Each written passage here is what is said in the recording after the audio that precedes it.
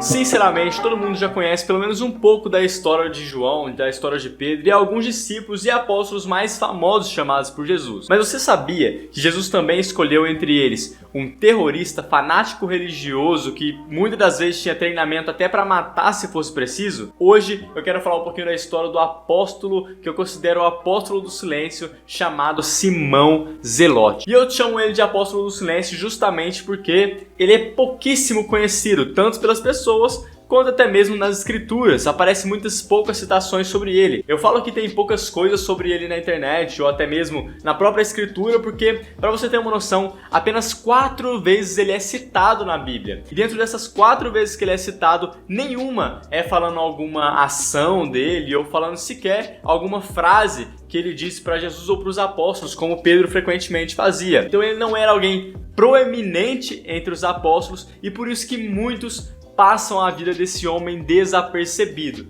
Entretanto, não é porque ele não é tão conhecido pelas pessoas ou não tão citado pela Bíblia que ele não seja relevante para o progresso do Evangelho e para a expansão do reino. E eu quero falar um pouquinho justamente sobre isso. O que aprendi com Simão Zelote.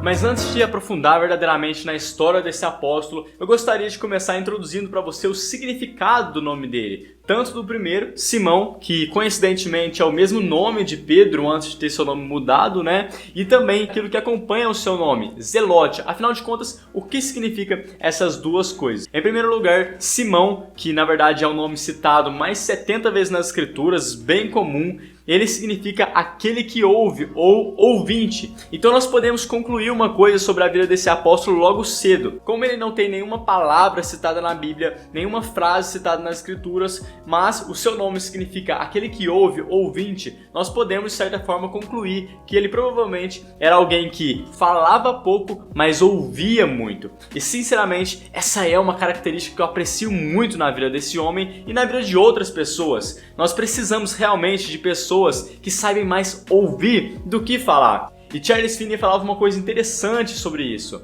Ele dizia: mostre-me alguém que fala muito e eu lhe mostrarei um cristão que ora pouco. Essa frase ela é impactante e também faz muito sentido com o que Tiago fala nas suas cartas. Ele fala o seguinte: aquele que segura sua própria língua é capaz de controlar todo o corpo. Então essa primeira característica que nós conseguimos descobrir apenas vendo o nome desse apóstolo marca-nos profundamente, porque nesses dias que nós estamos vivendo, onde todos querem dar uma opinião, é escasso, é praticamente extinto, pessoas que sabem realmente ouvir, absorver, mais do que ter sempre coisas novas para falar. Outra coisa também que é interessante acerca do nome desse apóstolo é aquilo que acompanha o seu nome. Toda vez que ele é citado na Bíblia, ele vem dessa forma: Simão, o Zelote. Entretanto, o Zelote também não é o seu nome em si, e na verdade isso significa o partido na qual ele fazia parte. Essa palavra Zelote significa aquele que arde em zelo, e como eu falei, não era seu nome, era um partido. Pessoas, vários tipos de pessoas, principalmente judeus, participavam de um grupo chamado os Zelotes, que tinha como princípio e praticamente eles eram guiados com o entendimento que se tivesse romanos na cidade de Jerusalém, se tivesse romanos naquela terra santa,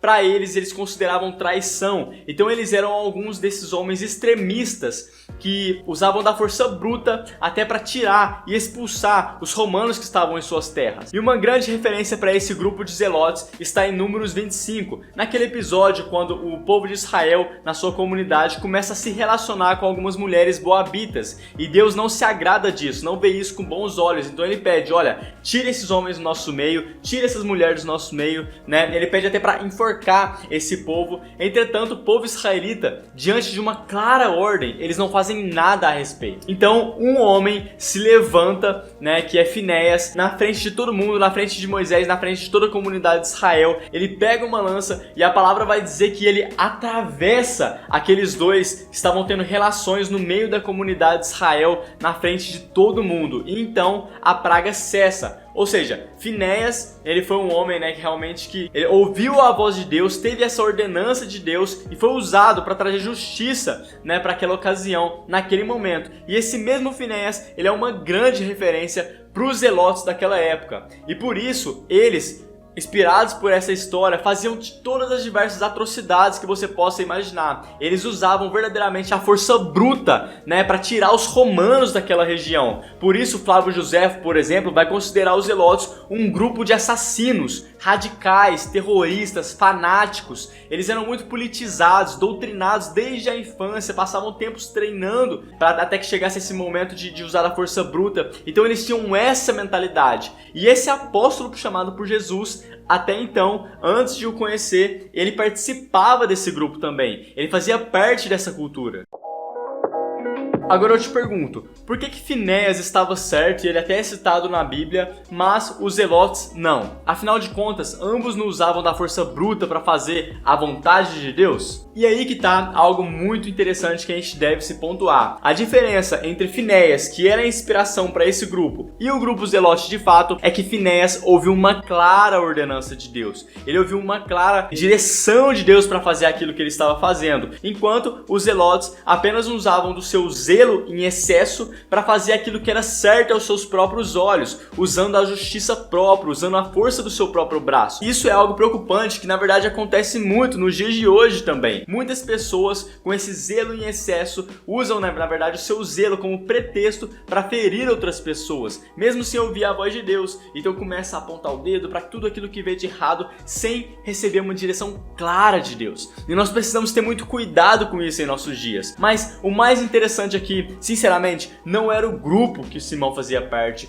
não era a história de Finéias em si, mas é o fato de Jesus ter escolhido um terrorista para caminhar com ele. Nós vemos o tamanho da misericórdia, da graça de Jesus, quando ele escolhe esse homem fanático, político, idólatra de certa forma, para andar com ele, para caminhar com ele. E isso é algo que deve queimar em nosso coração. Porque, meus irmãos, nós precisamos entender algo. O zelo em si, ele é bom, nós devemos ser zelosos. Lá em Atos, o próprio Paulo vai falar que ele era zeloso também. Mas a questão é, qual a motivação do nosso zelo? Para o que estamos usando ele? Então Jesus estava determinado a pegar um terrorista, a pegar esse homem e transformar ele por completo, para que ele fosse chamado também para transformar o mundo junto com os outros 11 apóstolos escolhidos. Então talvez Simão não fosse o mais brilhante, talvez nem o mais famoso de todos, né? Ele é o que menos aparece nas escrituras. Mas uma coisa nós podemos o considerar, ele era provavelmente o mais político entre os 12 discípulos que estavam seguindo Jesus.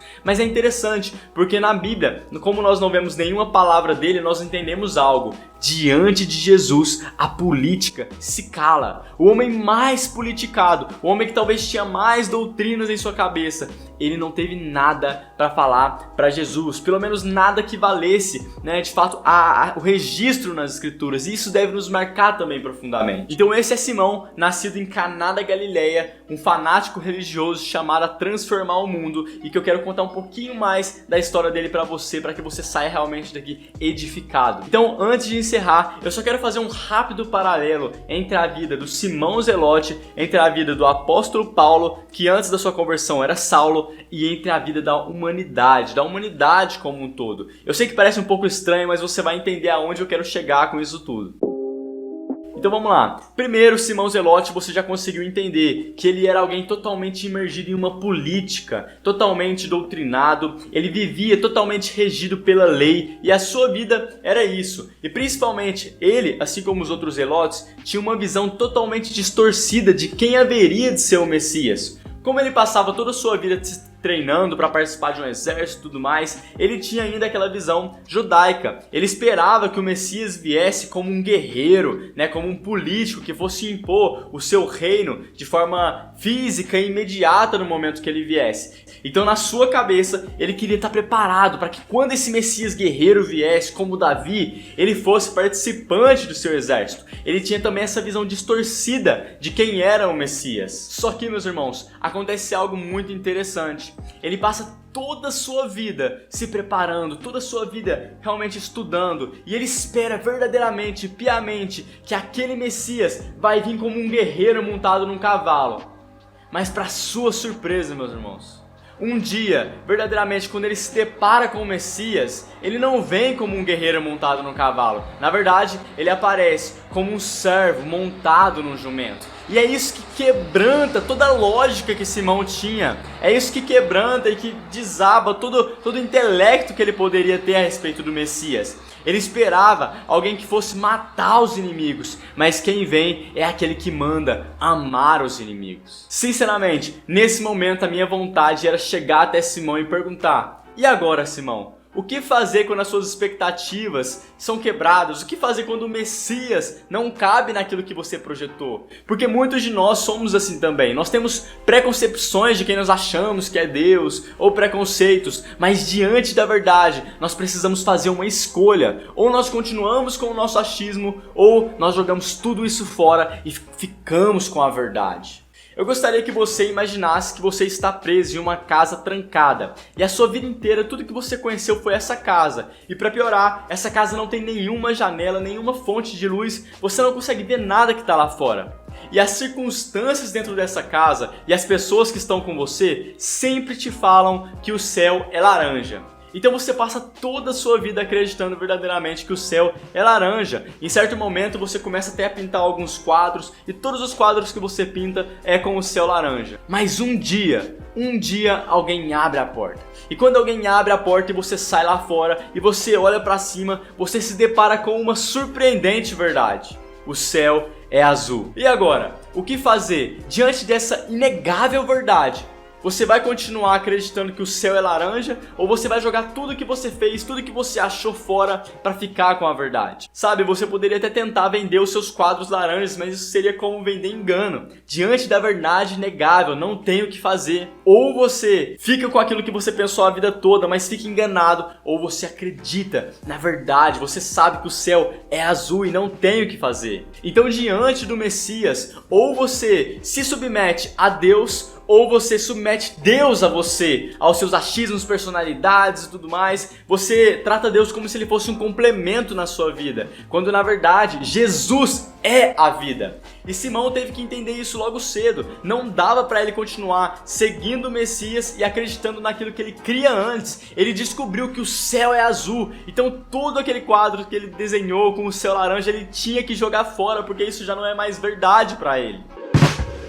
Mas enfim, eu te falei que eu iria fazer um paralelo entre a vida do Simão Zelote com a vida também do apóstolo Paulo e da humanidade, e eu vou continuar. O apóstolo Simão, ele tem muitas similaridades com o Saulo, né, que na verdade é Paulo. E é interessante notar o principal, que é o seguinte: Paulo, antes da conversão, ele também era alguém muito zeloso. Ele era alguém verdadeiramente que também tinha uma visão muito distorcida de quem haveria de ser o Messias. Apesar de não ser extremista como era Zelote, né, ele também acreditava que tinha que fazer algumas coisas na força do seu braço para que o Messias viesse. Então, por exemplo, Saulo, antes da conversão, ele pega algumas cartas para perseguir os seguidores do caminho, né, que na verdade são os cristãos, porque ele acreditava também que aquilo não era justo. Ele entendia que pessoas adorando a outro Deus, esse tal de Jesus, era idolatria, então ele tinha que fazer algo a respeito. Paulo também era alguém que vivia totalmente imergido na lei. A Bíblia vai dizer que ele era perito na lei aos pés de Gamaliel. Então ele tem essa visão muito parecida com a do Simão Zelote, mas um dia, quando ele está a caminho de Damasco, né, a caminho da sua justiça própria, indo fazer algo a respeito daquilo que ele achava errado,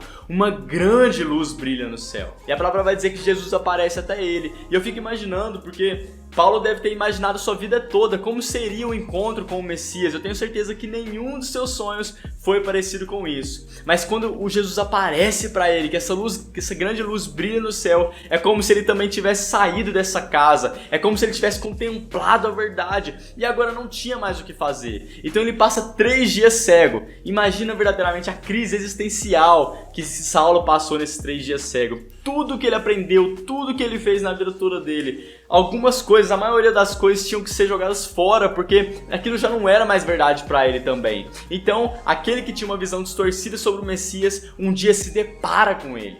E a mesma coisa vai acontecer com a humanidade. A humanidade, antes de Jesus vir também, passou toda a sua existência regida pela lei, com uma visão distorcida de quem era o Messias, pintando o seu quadro laranja. E quando Jesus vem, a Bíblia vai dizer lá em João que Jesus veio para o que era seu e os seus não receberam. Ou seja, por conta dos seus preconceitos e preconcepções de quem haveria de ser o Messias, quando Jesus veio, eles não estavam preparados para aquela verdade. Então o que eles fazem? Eles matam Jesus, né? Eles também usam da sua justiça própria. Um dia também a humanidade se viu a caminho de Damasco, vamos dizer dessa forma, e eles matam Jesus. Essa é a diferença entre a humanidade, Simão e Saulo, porque Saulo e Simão jogaram seus quadros laranjas fora, jogaram seus achismos fora, mas a humanidade matou Jesus. A Bíblia vai dizer lá em Hebreus 10 que antigamente a humanidade vivia só com a sombra dos bens vindouros e não com a imagem completa, e por isso construíram uma imagem do Messias distorcido. Mas assim como Paulo passou 3 dias sem enxergar, cego, mas depois do 3º dia ele teve sua visão restaurada, a humanidade também, após matar Jesus, depois de 3 dias teve totalmente sua visão restaurada para a verdade de quem é o Messias, para realmente conseguir compreender quem é o Messias. E isso, meu irmão, é graça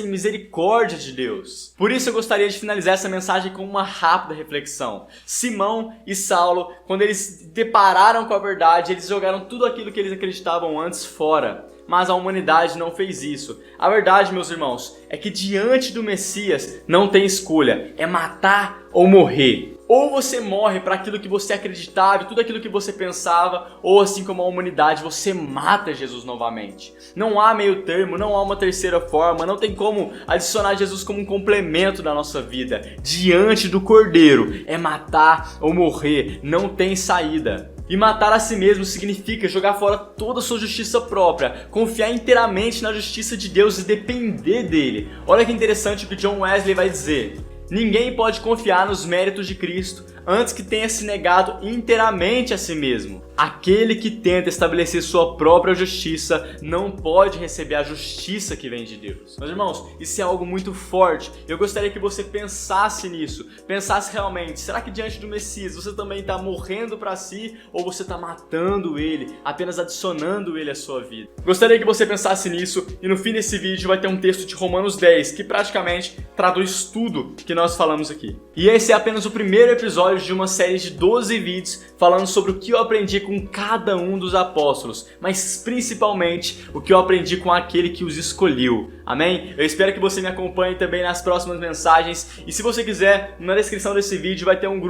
link de um grupo onde você pode estar entrando para estar pegando realmente ali todo o estudo aprofundado acerca do Simão Zelote. Tem muito mais coisa para falar sobre ele. Eu consegui falar só a introdução, mas também tem a história do seu martírio, quem ele foi depois de ver o Messias. Então se você tem interesse nisso, clique no link abaixo e você vai participar desse grupo onde você vai receber exclusivamente todo esse material. Amém? E eu quero te agradecer por ter vindo até aqui. Deixe seu like, compartilha, manda para quem você achar interessante receber essa mensagem e até a próxima. Valeu!